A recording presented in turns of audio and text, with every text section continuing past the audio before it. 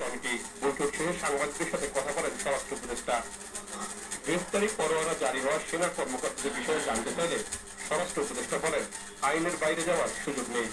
এইটা ক্ষেত্রে শুনেন না, এটার ক্ষেত্রে আমরা আইনি পরিস্থিতি ওইটা আমরা গ্রহণ করি।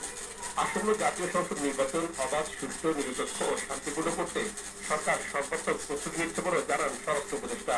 বলেন, অবাধ ও নিরপেক্ষ নির্বাচন নিশ্চিত করতে সব সংস্থার সমন্বয়ে একটি কর্মপরিকল্পনা প্রণয়ন করা হচ্ছে। আসন্ন জাতীয় সংসদ নির্বাচন কেন্দ্র করে আইন শৃঙ্খলা পরিস্থিতি অবনতি যেন না ঘটে, সেই জন্য আইন শৃঙ্খলা বাহিনীর টহল ও গোয়েন্দা নজরদারি জোরদার করা, অবশ্যই সবসময় কোনো সময় উদ্ধার হয়।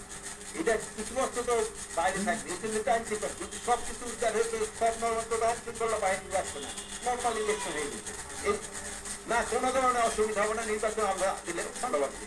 পার্বত্য চট্টগ্রামের পরিস্থিতি শান্ত ও নিয়ন্ত্রণে রয়েছে জানিয়ে উপদেষ্টা দাবি করেন, আওয়ামী লীগের ঝটিকা মিছিলের সংখ্যাও কমেছে।